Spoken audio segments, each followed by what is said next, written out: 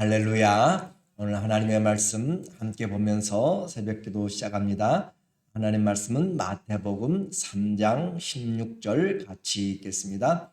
예수께서 세례를 받으시고 곧 물에서 올라오실새 하늘이 열리고 하나님의 성령이 비둘기같이 내려 자기 위에 임하심을 보시더니 하늘로부터 소리가 있어 말씀하시되 이는 내 사랑하는 아들이요 내 기뻐하는 자라 하시니라. 아멘. 오늘은 하나님의 나라 네 번째로 공적 생애, 공생애에 대해서 말씀 같이 나누려고 합니다. 우리는 예수 그리스도를 알기 전에는 세상을 향한 목적을 가지고 살았어요. 다른 사람보다 더 잘 살아보고 더 많은 것들을 누려보고 그렇게 우리가 원하는 바로 자기가 중심이 되어서 살았지만 이제 예수 그리스도를 알고 난 다음에는 예수님이 나의 왕이시고 또 나의 하나님이 되셨기 때문에 그분을 섬기는 것이 우리 인생의 목적이 된 사람들입니다.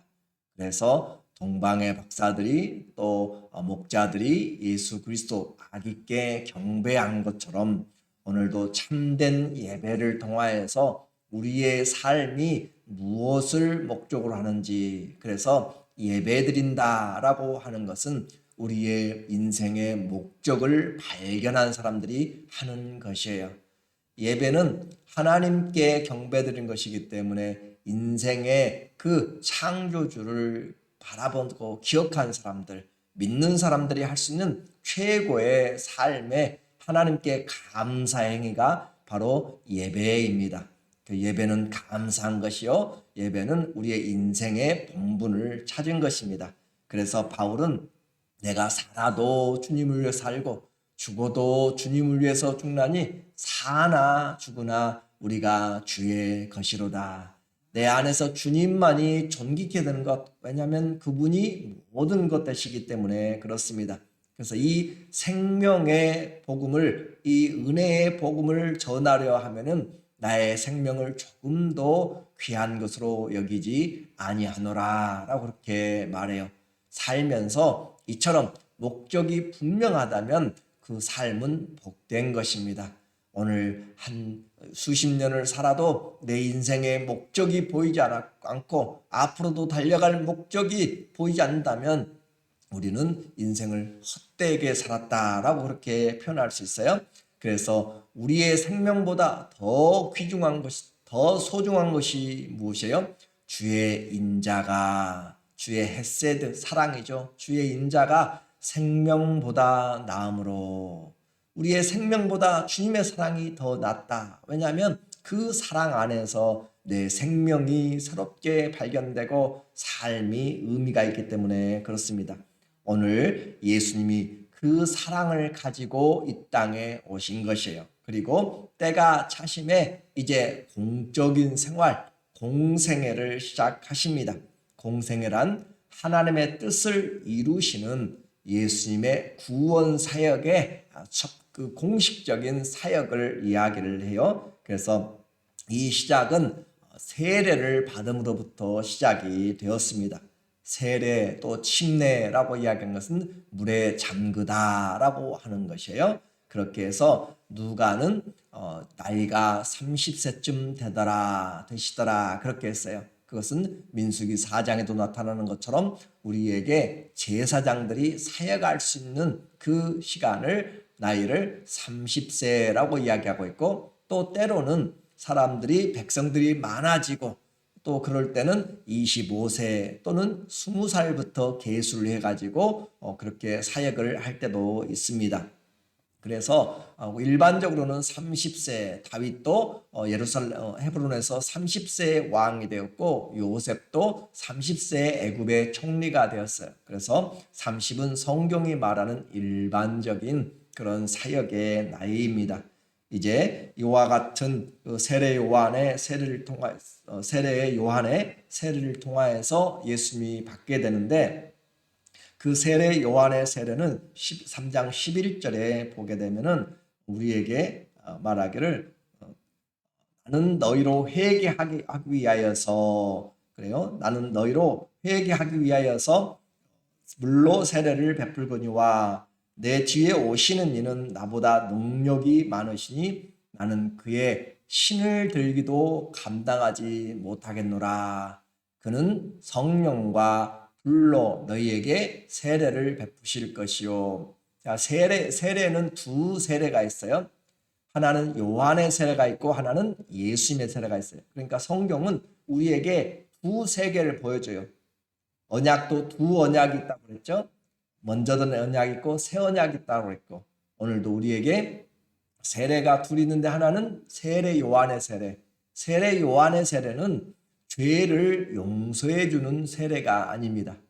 회개하도록 아버지께 돌아오도록 마음을 하나님께 향하도록 하는 그렇게 회개에 대한 세례이고 죄 용서에 대한 사할 수 있는 것은 바로 예수 그리스도의 세례가 됩니다. 그래서 나는 너희로 회개하기 위하여서 그러니까 진심으로 회개하여서 하나님께 돌아갈 수 있는 그 길을 준비하는 것이 세례 요한의 그렇게 세례였고 나는 물로 세례를 주거니와 물은 거듭남을 상징하는 그런 말씀이라고 생각할 수 있어요. 내 뒤에 오시는 이는 나보다 능력이 많으시니 나는 그의 신을 누가 신을 들고 다니죠? 종이 들고 다니는 나는 그 종도 되지 못한다라고 하는 거죠. 그는 성령과 불로 너희에게 세례를 줄 것이다. 예수님의 세례는 성령과 불의 세례입니다. 불은 우리의 죄와 허물을 태우는 것이고 그리고 또 성령은 거듭남에 대한 것이에요. 그래서 생명과 죄와 그 죄에 대한 심판에 대한 세례 그렇게 해서 성령과 불의 세례다. 이제 세례 요한은 백성의 성경에서 백성의 죄를 깨닫게 하고 그 죄를 대제사장에게 넘겨가는 그리고 죄를 감당하는 어린 양에게 넘겨가는 것이죠. 유월절에 보면은 이스라엘의 그 어린 양을 잡아서 그 양에게 모든 것들을 다 넘김으로 자신이 살게 됩니다.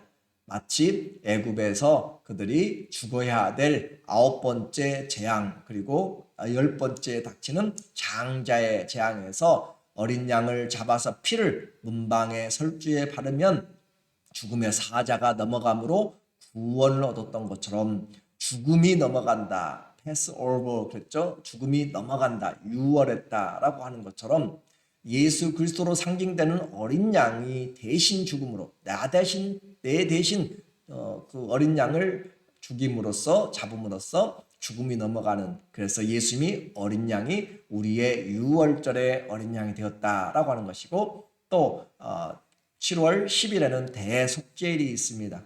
이스라엘의 모든 죄를 1년 동안에 부지 중에 지은 죄까지 또 다 넘기는 국가적인 전체적인 죄예요. 그래서 양을 잡고 또 염소를 잡아서 번제물로 그렇게 드리게 됨으로써 이 대제사장은 그의 제물에 안수를 하게 돼요. 이 동물이 제물이 되는 것은 안수함으로써 죄를 짊어지게 되는 거죠. 이렇게 해서 세례 요한이 예수님에게 세례를 베풀었다라고 하는 것은 영적인 의미가 있어요.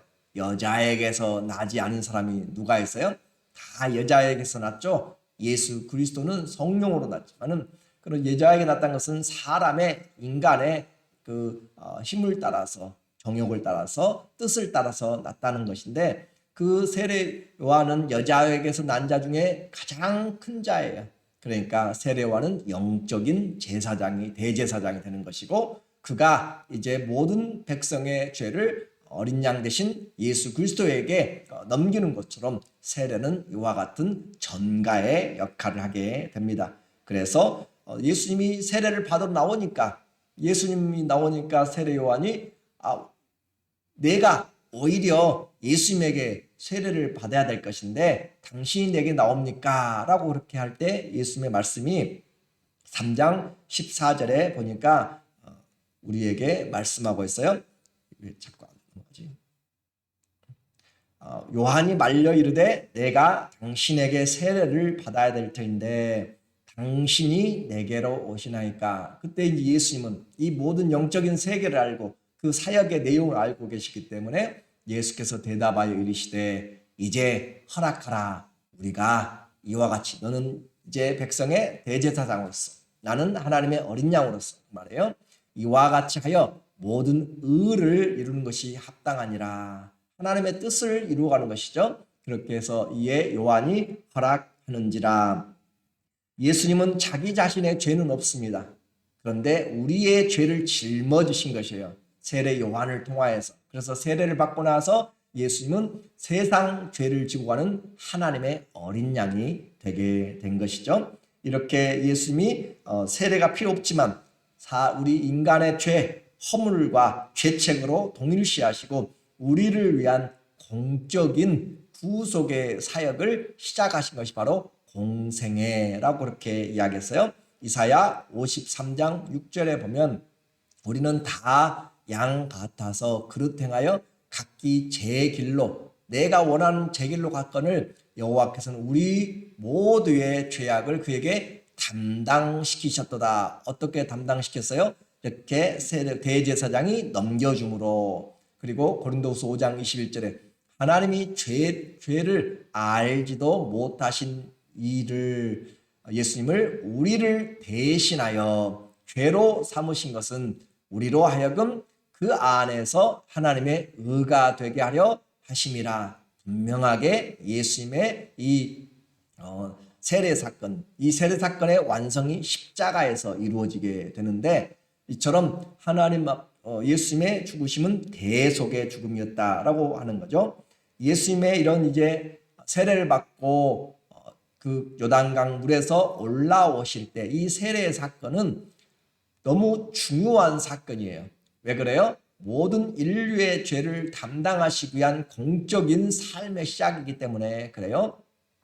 3장 16절에 예수께서 세례를 받으시고 요한에게 대제사장에게 물에서 올라오실새 하늘이 열리고 하나님의 성령이 비둘기같이 내려 자기 위에 임하심을 보시더니 하늘로부터 소리가 있어 말씀하시되 이는 내 사랑한 아들이요 내 기뻐하는 자라 하시니라. 자, 이 세례 사건에 삼위일체 하나님이 함께 하신 것을 보게 되죠. 성자 예수님은 순종하여서 하나님의 어린 양으로 자기를 그렇게 하나님 앞에 어린 양으로 제물로 내어놓는 것이고 또 성령 하나님은 그 예수님의 직임 그리스도죠. 메시아의 사역이죠. 그 기름 부음을 받는 거죠. 그 직임을 이제 예수님에게 공식적으로 그 성령을 비둘기같이 임하게 하심으로써 메시아의 직에 인정을 하시는 것이에요. 그렇게 하시고 또 성부 하나님은 예수님의 이 사역을 공적으로 인정하시면서 그 사역을 진행시키고 있는 것이에요. 그래서 내 사랑하는 아들이요 내 기뻐하는 자라. 이와 같이 삼위일체 하나님의 공적 구원의 사역이 시작되어서 이것이 사복음서에 전부 다 기록되고 있습니다. 얼마나 기다려온 시간인지 우리에게 지금 말씀해주고 있는 것이에요. 성령이 임하셨다라고 하는 것은 직임을 이야기한다고 그랬죠. 그래서 왕이나 선지자나 제사장이나 임명을 받게 될 때 기름 부음을 받게 되는 것처럼 비둘기의 형상을 통하여서 예수 그리스도가 참된 왕이요 참된 선지자요 참된 그리스도가 되는 그 제사장이 되는 일에 주님 성령이 비둘기처럼 임하셨습니다. 그러므로 이제 예수님이 어떤 분이 되셨는가? 세례 요한은 회개하는 세례를 베풀었고 그렇죠? 예수님이 이제 성령과 불로 세례를 베풀어요.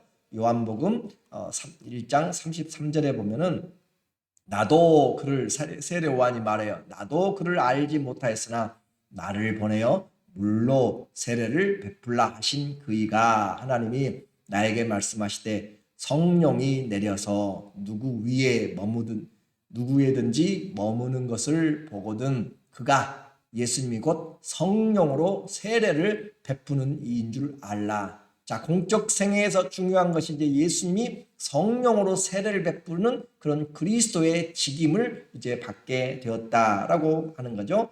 이처럼 공생애는 메시아로서의 자격과 사역을 인정받는 것입니다.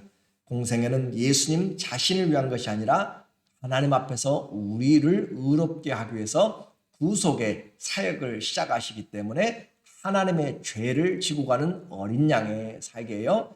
요한복음 1장 29절에 이튿날 세례받은 후에요. 이튿날 요한이 예수께서 자기에게 나아오심을 보고 이르되 보라 세상 죄를 지고 가는 하나님의 어린 양이로다. 이 하나님의 어린 양은 구약의 그 죄를 대속해 주는 그 이미지를 그대로 가지고 와서 이 예수님이 하나님이 준비한 마치 아브라함이 이삭을 죽이려고 할 때 그 순양을 발견해서 대신 죽임으로써 이삭을 받은 것처럼 이제 모든 사람들이 죄로 죽어야 될 것을 예수님이 대신 지시는 대속의 사역이죠.